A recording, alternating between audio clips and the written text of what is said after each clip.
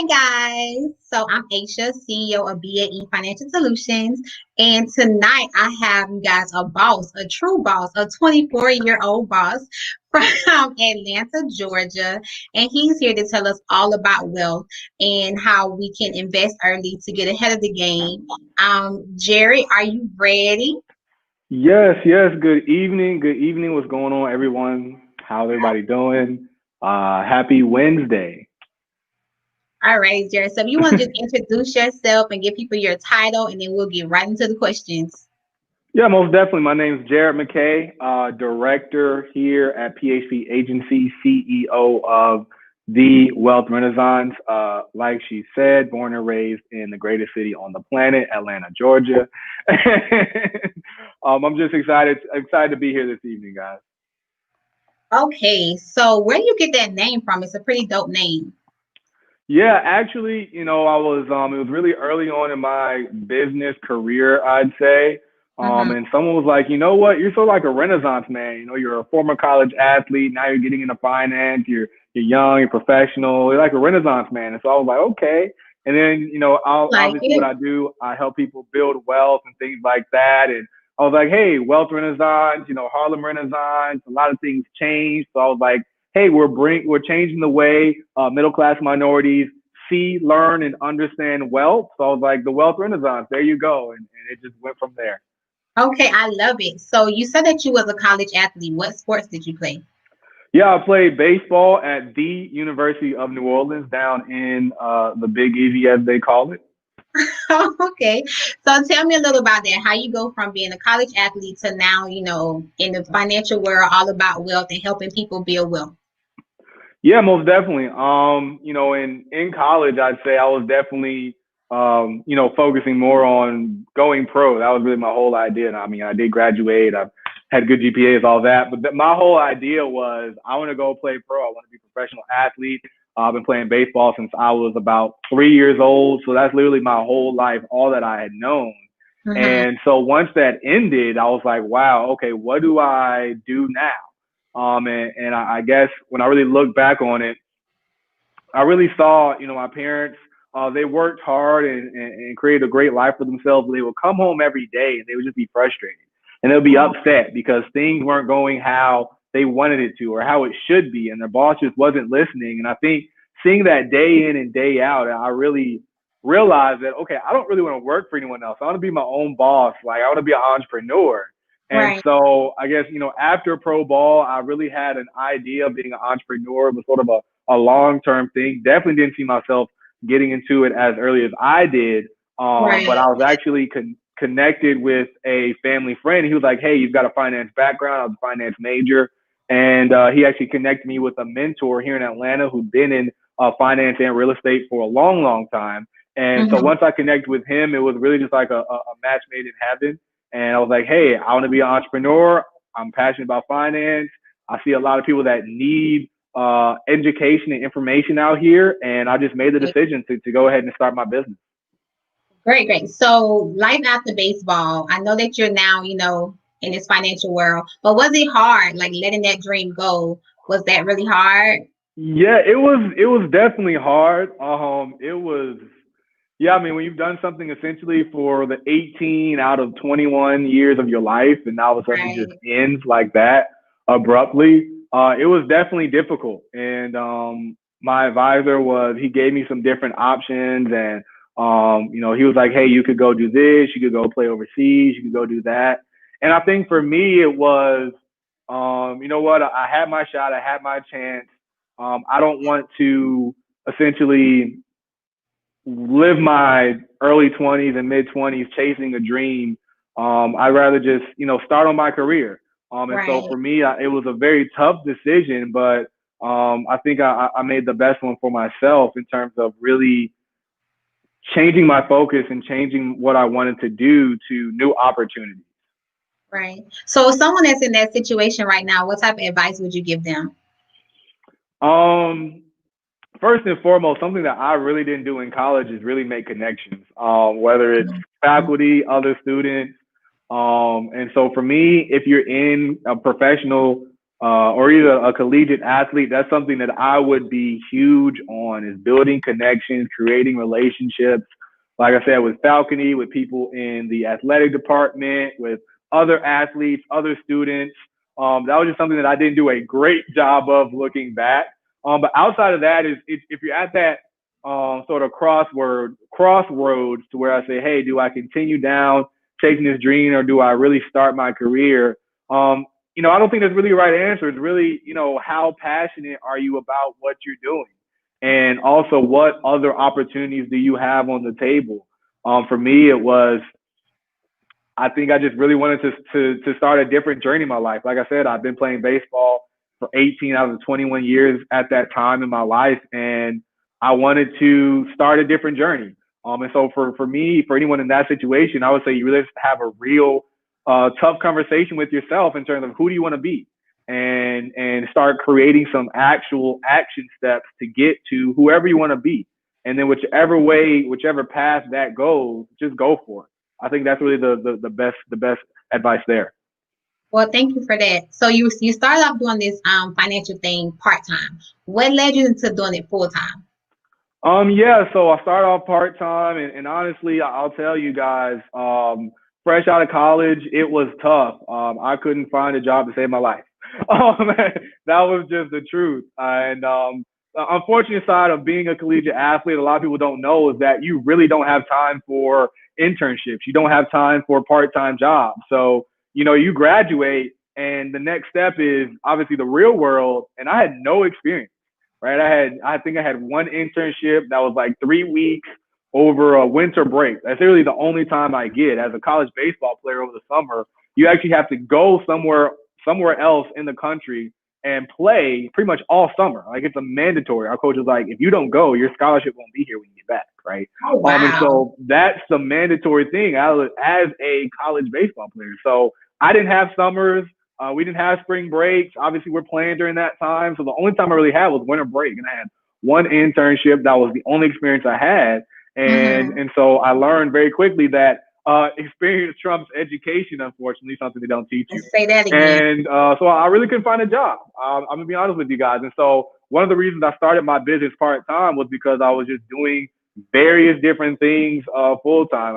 I had a family business up in New Jersey. I was there for a couple months. I came back home. I was doing some other different things. But just, bringing in income and really being a student of my part-time business, because I knew I had a desire that eventually I wanted to do this full time.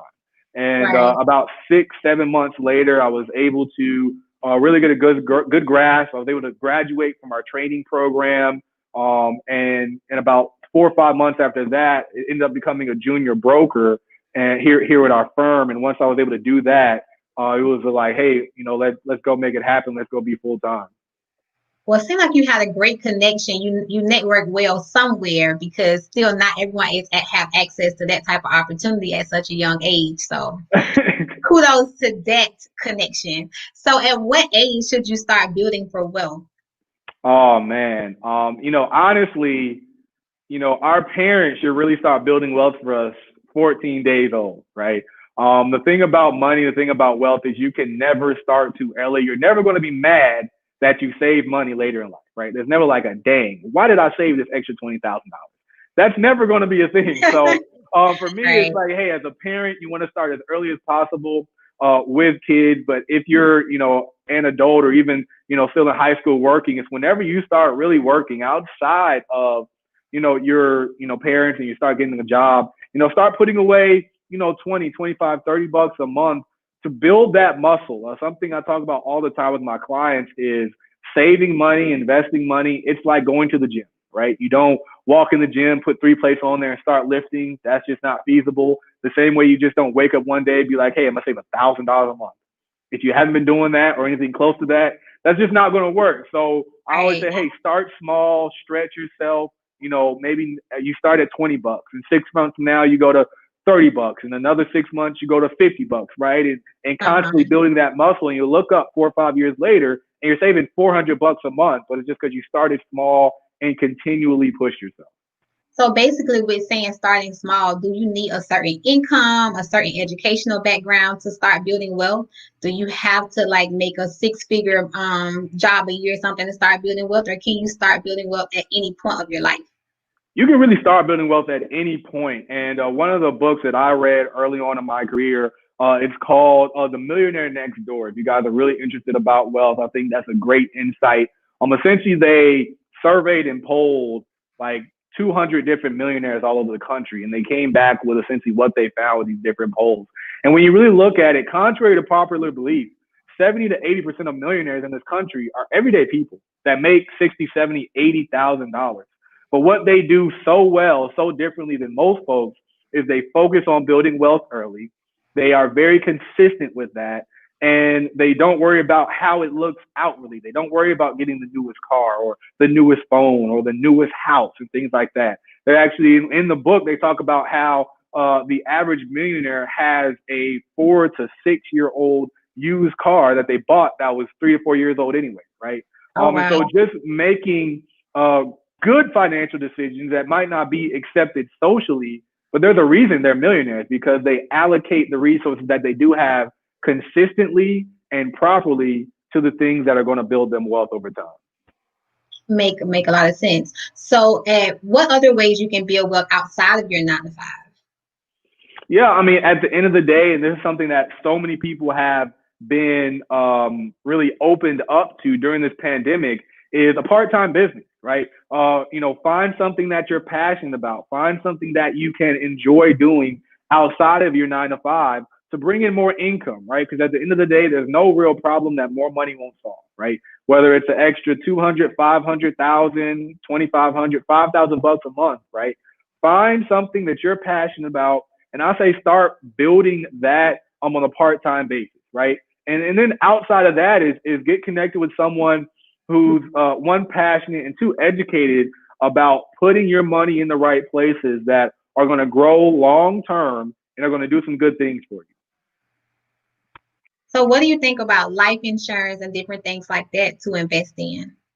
Most definitely. Life insurance honestly is one of the, I won't say best kept secrets, but it's one of the most kept secrets to middle America and minorities. And that's really one of the main reasons I started my business, because I saw that there was a big gap in understanding when it comes to this industry. And so, life insurance is extremely important, obviously, for reasons if you're a parent, homeowner. At the end of the day, more than half of Americans don't have a life insurance policy outside of your job. And that number is even higher, unfortunately, in middle class and minorities. So that's the first problem. The second one is that life insurance is one of the best kept secrets in terms of places where you can actually build your wealth on a tax-free basis many times if it's structured properly. So the fact that you can actually grow your wealth, don't have to worry about taxes. There's no age restrictions like a lot of 401ks and IRAs and things like that. So you don't have to wait till you're in your 60s to come and touch it. You have a lot of flexibility there. So, the life insurance industry, it really does pretty much what everyone is looking for their money to do. But unfortunately, a lot of people just aren't familiar with it or aren't knowledgeable about it. And that's really why, one of the main reasons I started my business, to help build and help close that gap of understanding. Okay, great. So, with life insurance, is that something that I can get for my child at day 14, or is that something that I have to wait for my child to hit a certain age in order to get? Nope. In most states, at day 14, exactly like you said, you can actually get a policy out on your kids. And I talk to parents about this all the time because it can do so many things for that child, right? It could be a college fund, or it could be a fund to when they graduate college. I have a client of mine. They're very successful in what they do, but their biggest issue, they said, hey, college isn't what we think about. What we worry about is our child from 23 to 28, those early adult years where everyone's struggling trying to figure it out. Right. Hey, we want to have 20, 30, $40,000 for our child when he gets to that point, right? So you're able to do that within a life insurance policy, right? You're able to use it for their first home, their first business, right? Many times they don't go to college. They say, hey, I want to, start a business at 17. You can actually use that money for it, right? Or when they're 16, you want to get them a car, you can use that money for it that you've been saving the whole time for them. And how? How would I be able to use that money? Will I be penalized? Not at all. So the money essentially is growing, and you'll have access to it. Essentially, I never say put money in, come back 3 months later, pull it out. It's not how it works. It is a long-term plan, but hey, if you let your money grow 5, 7, 10 years, you'll be able to have access to that money that's grown, and it's as simple as transferring money to your savings account to your bank account. You go online, you say, hey, I want 4 grand out of this account in my bank account, and it's there the next day. So it's really modernized. It's not real old school or anything like that, like a lot of people think. Everything is computerized and things like that. So they make it really easy for you to get your money because hey, at the end of the day, it's yours. You can get Right. it whenever you need it. Okay. So if someone was wanting to get into this type of field, the wealth industry, the financial industry, get them your information so they can reach out to you. Yeah, most definitely. You can find me on Instagram at The Wealth Renaissance. No underscores, no dashes, no periods. Just straight through The Wealth Renaissance on Instagram. You can also find me on Facebook at Jared McKay. Message me. I train new agents all over the country, essentially teaching them about how they can build this business part time. And if they want to, if they have the desire to, eventually make it full time like I do. At what age? Is there an age limit? You do have to be 18. That is the one age limit. You do have to you can't get a state license unless you're 18. So you've got to be 18. But other than that, you're fine. Okay, great. Well, we don't have any more questions tonight. We're going to end it. Again, my name is Aisha. I am the CEO of BAE Financial Solutions. And Jared. Jared McKay, CEO of The Wealth Renaissance. Again, find me on Instagram at The Wealth Renaissance or on Facebook at Jared McKay. Appreciate you guys coming out tonight. If you have any other questions about some things that I talked about, feel free to message me. It comes directly to me. So I love to chat with you guys about any specifics. And I appreciate you for having me on here. All right, you're so welcome, Jared. I will talk to you later. And again, guys, you're either saving for something or you're saving for nothing at all. Good night.